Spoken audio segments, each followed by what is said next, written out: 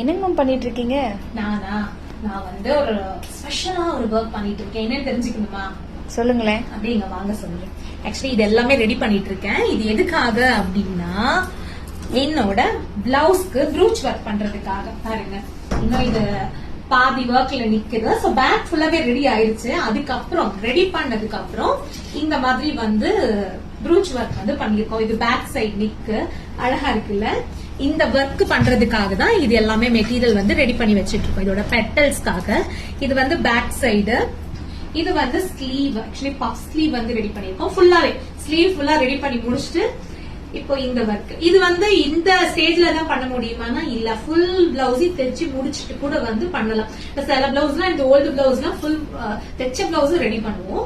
இது புதுசா தைக்கிறதுனால கை இந்த மாதிரி ரெடி பண்ணி முடிச்சிட்டு அப்படியே இந்த ஒர்க் வந்து போட்டுருது. ஸ்லீவ்ல எப்படி இருக்குன்னு சொல்லுங்க. அழகா இருக்குல்ல. இது கொஞ்சம் நல்லா பெருசா வந்து அழகா நடுவுல ஒரு ஃபிளார், அதுல டபுள் கலர் வந்திருக்கு. அதுல நிறைய பீடு, டிஃப்ரெண்ட் மெட்டீரியல்ஸ் எல்லாமே யூஸ் பண்ணிருக்கோம். இது ஒரு 2-3 டேஸ்ல இந்த பிளவுஸ் வந்து ரெடி ஆயிரும். இது ரெடி பண்ணிட்டு இந்த மாதிரி போட்டு காட்டுறேன். இது கூட ப்ரூச் ஒர்க் தான். இதை பத்தி ஆல்ரெடி ஒரு வீடியோ நான் போஸ்ட் பண்ணிருந்தோம்.